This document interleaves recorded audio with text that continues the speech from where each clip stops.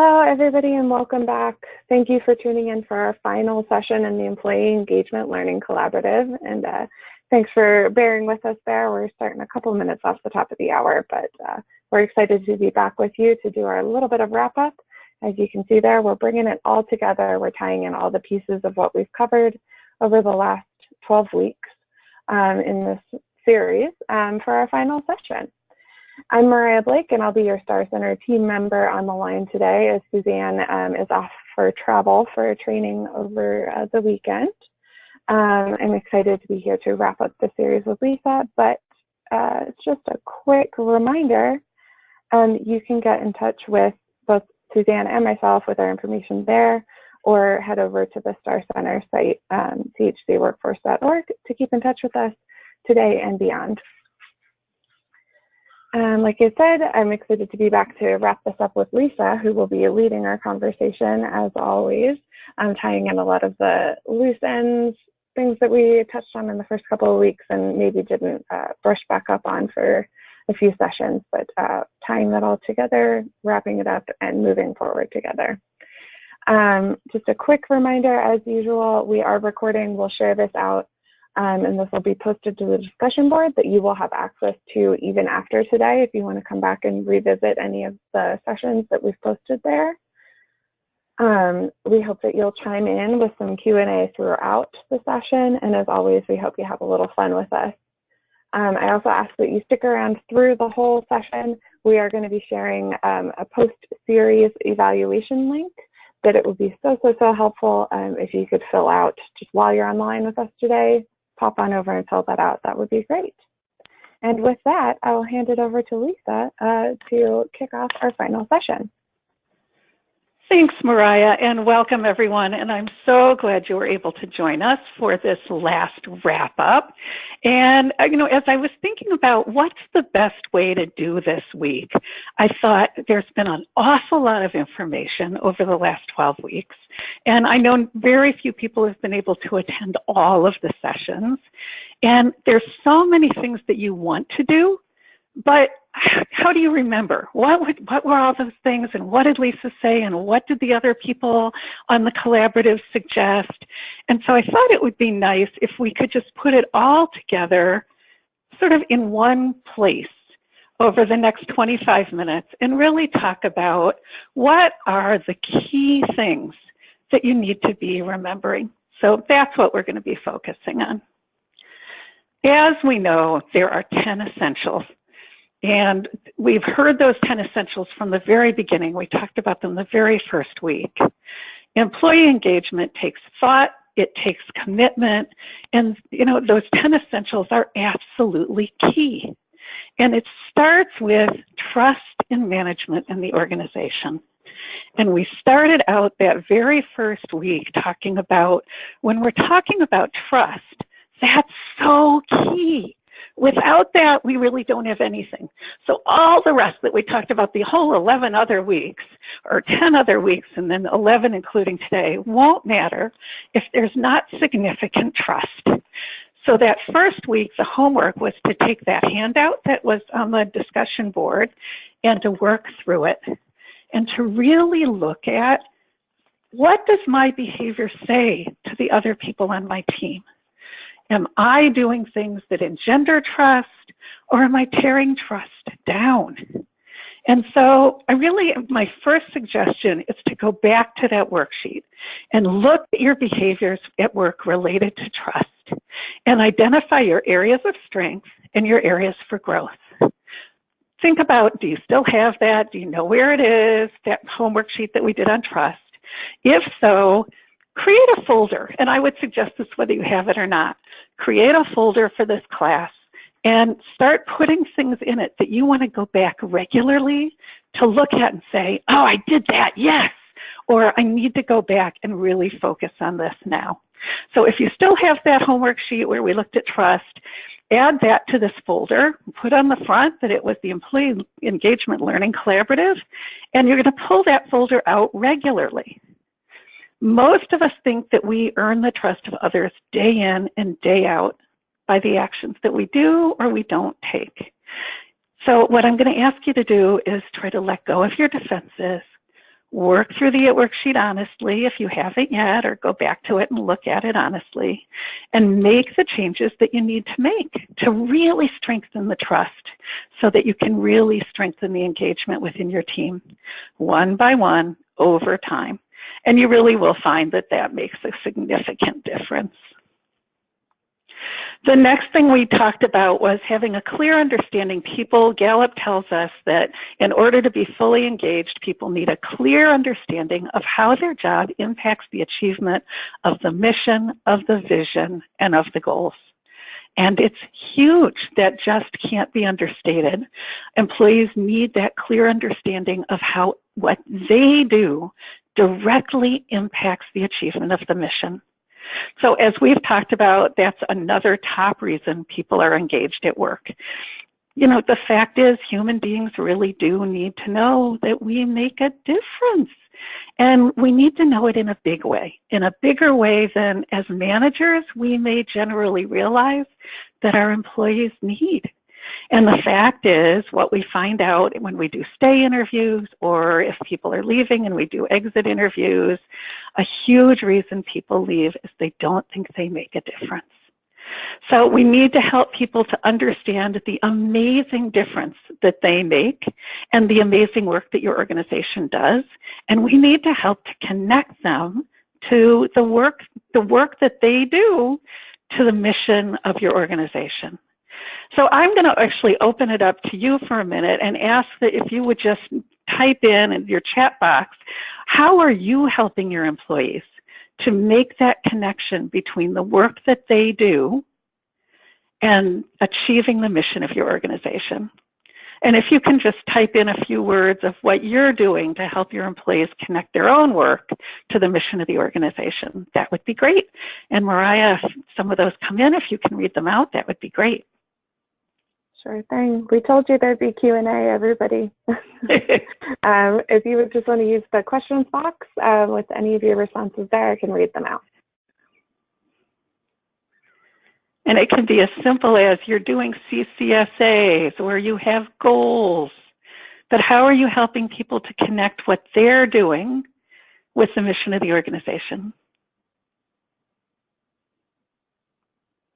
All right. Anything coming in? We've got a quiet crowd. A quiet group. All right. Well, they'll get easier as we go.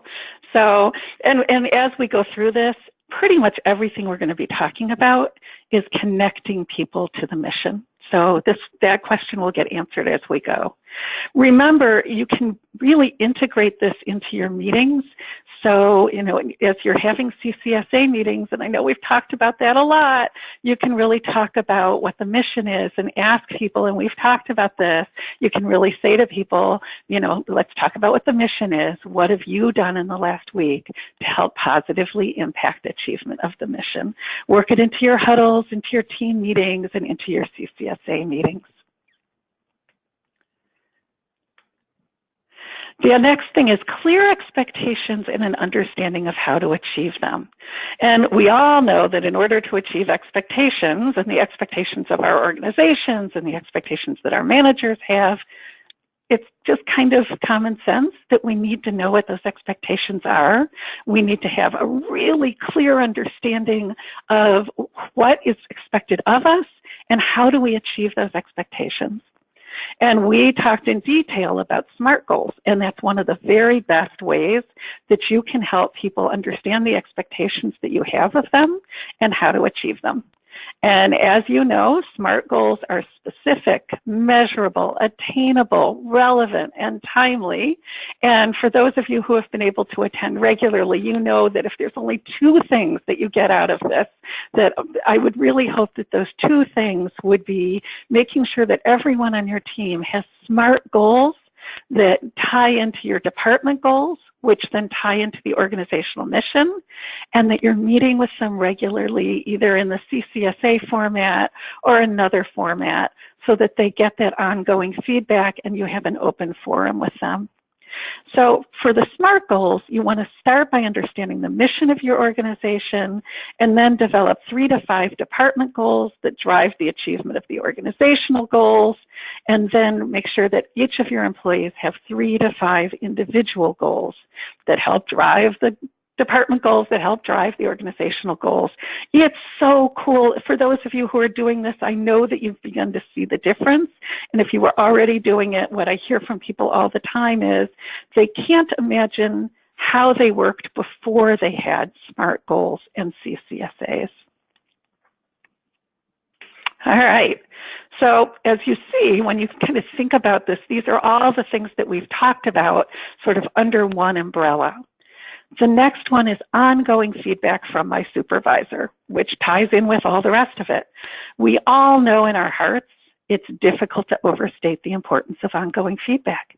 I know as supervisors and managers and leadership, you all want it from the people that you report to, and your employees so desperately need it from you. And if we're talking about keeping people engaged, ongoing feedback is absolutely key in doing that. Your employees need to hear from you on a regular basis. They need to know how they're doing.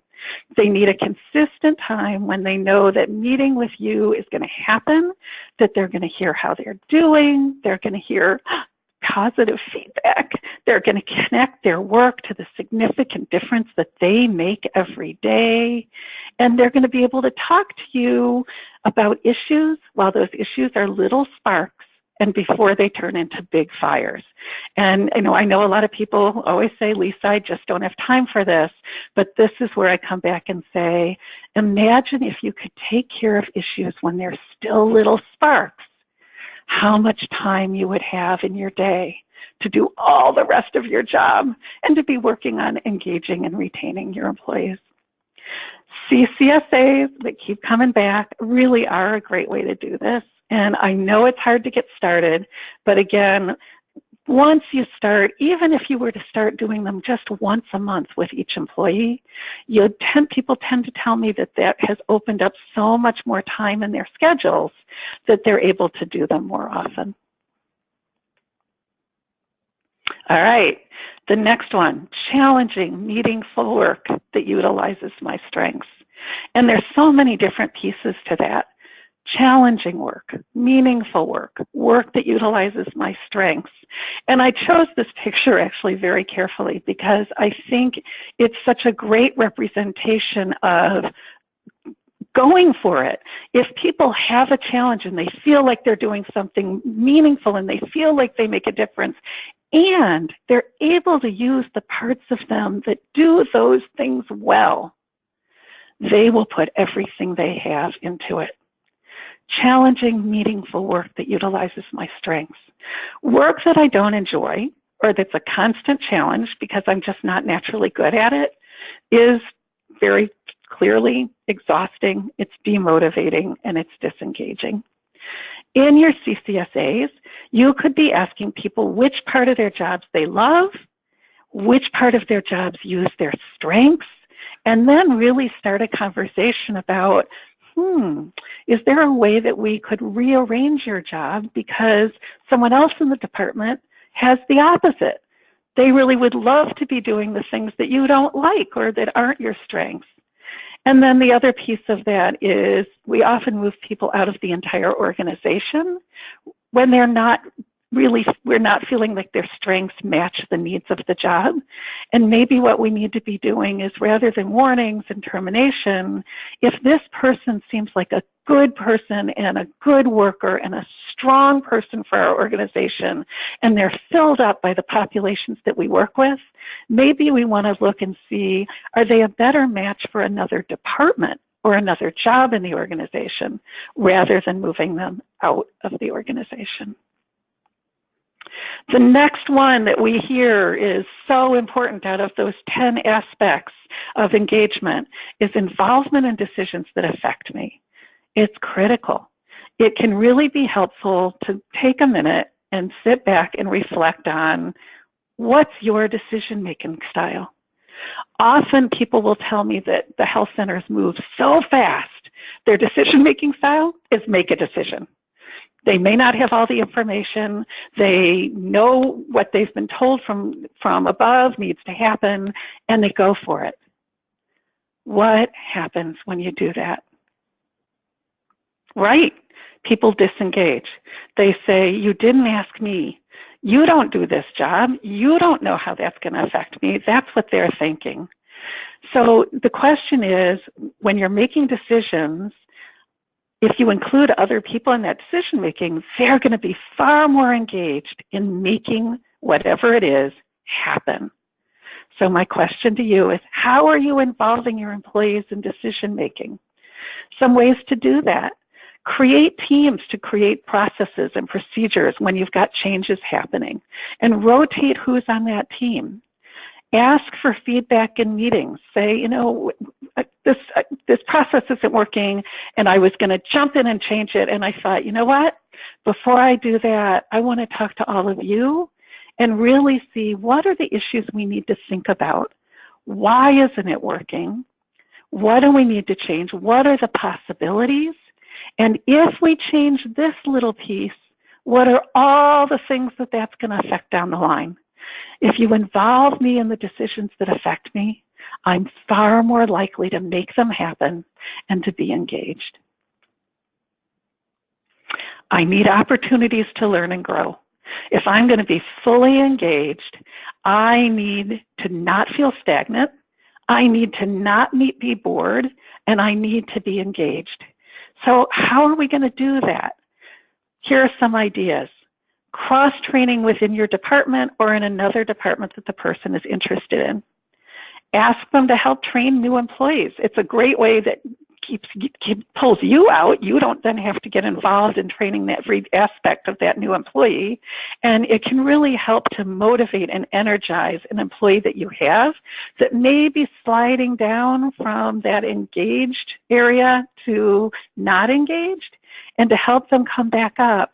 Provide an opportunity to learn and grow. Ask them to train a new employee. Ask them to be a mentor. Ask them to provide training or lead an activity at a team meeting, and rotate that responsibility amongst everyone on your team. It could be something as small as asking them to find a 3 to 7 minute activity on the internet and to lead it in your team meeting. And customer service activities are really wonderful for that. And another idea is to delegate meaningful projects. I know during the time that we've been together in this collaborative, we've talked about how to delegate in a way that you can really delegate important work, get it off your plate, and set people up for success. Remember to stay with people every step of the way as you're delegating until you feel that they really have it and they feel that they really have it, and then back up out of each step as they become proficient in it. As we said when we first talked about this, you wouldn't throw somebody into the deep end of the pool and say, oh, now figure out how to swim. You would stay with them step by step, and then as they get the arms, you would stop moving their arms. And as they get breathing, you would stop helping them with that. And as they get the legs, you would stop with that, and suddenly they would be swimming on their own. As you're helping people to learn and to grow as you're delegating, you want to do the same thing and set them up for success. The next one is minimal barriers to accomplishing my job successfully. This is obvious, but it's often so overlooked and so ignored because you're moving so fast. And you can really make this a focus. You have regular meetings, even if they're team meetings or huddles, you have regular meetings with the folks that report to you.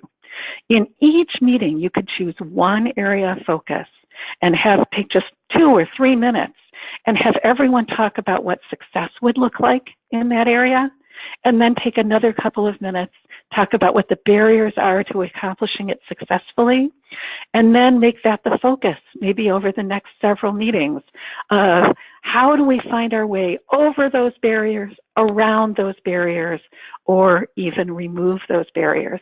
And that may mean working with leaders and managers from other departments and coming together as a group to figure out how can we best remove these barriers, find our ways around them, because the fewer barriers there are, the more engaged I'm going to be in my job, the better service I'm going to provide, the greater my productivity, and the greater chance that I'm not going to leave the organization.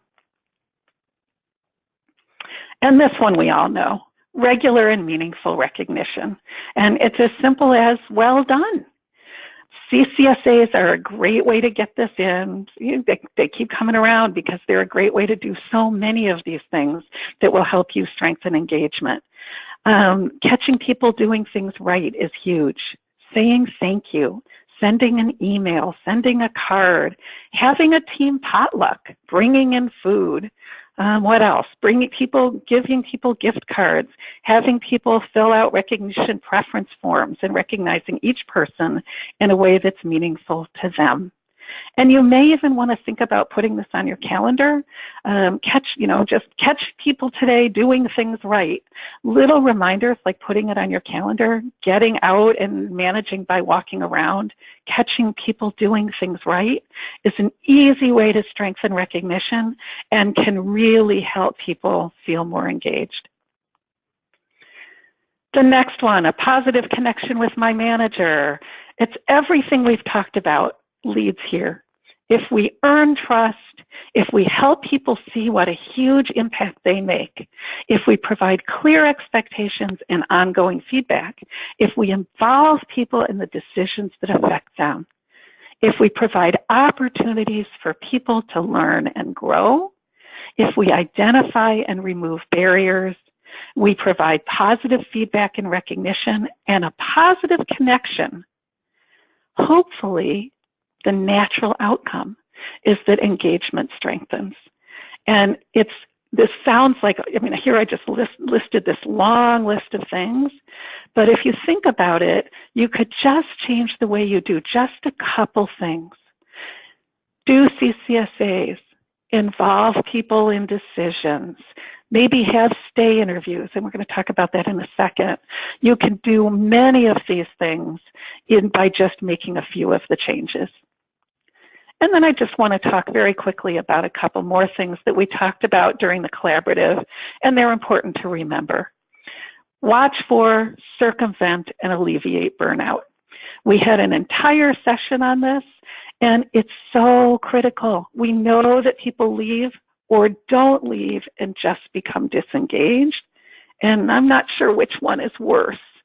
But if we can help people to circumvent or alleviate burnout, we can dramatically decrease our turnover and dramatically increase our engagement, which leads to productivity and so much more.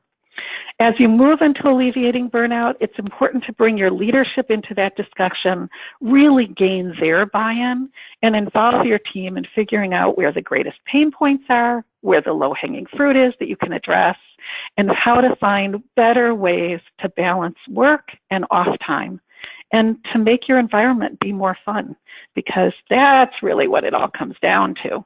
We want it to be a great place to be. Wherever you can do it, make it more fun.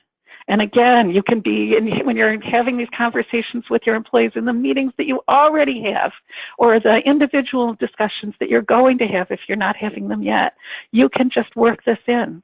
How can we make it more fun here? Regularly ask for their ideas, because the more fun it is, the more they're going to want to come to work. The more upbeat they're going to be, the better place it's going to be to work and to be a patient. And as we wrap up, I want to mention stay interviews as a great way to find out how people are feeling, how engaged they are, and what you can do to strengthen both the engagement and the retention within your department. And as we've said before, you want to make sure to run the idea of stay interviews and the questions you're thinking of asking by your manager or by HR before you move forward with them. That's really important. But stay interviews can be a wonderful way to find out what's working for the individuals in your department, what's working, and what changes you can make to dramatically strengthen engagement. As you go back to work and you start to put all of this into play, I want to bring it all together with something that I once heard Oprah Winfrey say. And, Oprah Winfrey said, I've talked to some of the most successful people in the world. I've talked to people who have had the most difficult lives in the world and the most challenging lives in the world. And what I hear from everyone is I need to know 3 things. And those 3 things are incredibly applicable to employee engagement.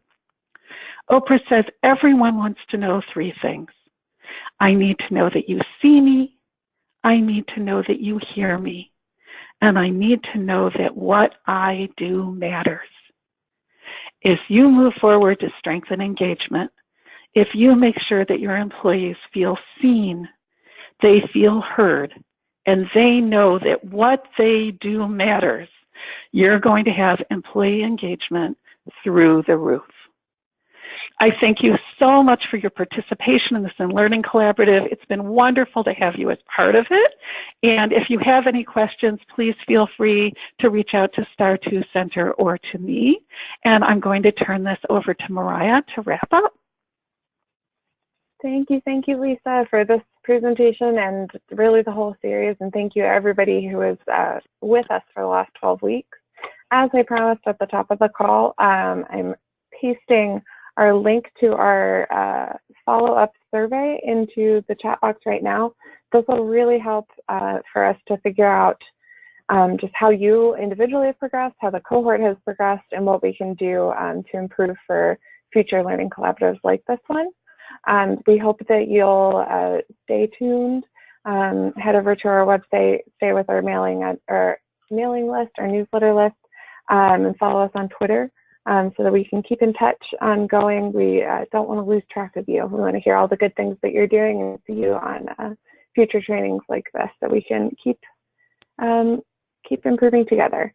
I think with that, if anybody has any questions, feel free to put them in the chat box now. Like I mentioned, you'll have access to the discussion board if you have questions ongoing. We'll keep an eye out there and hope to keep in touch with you all.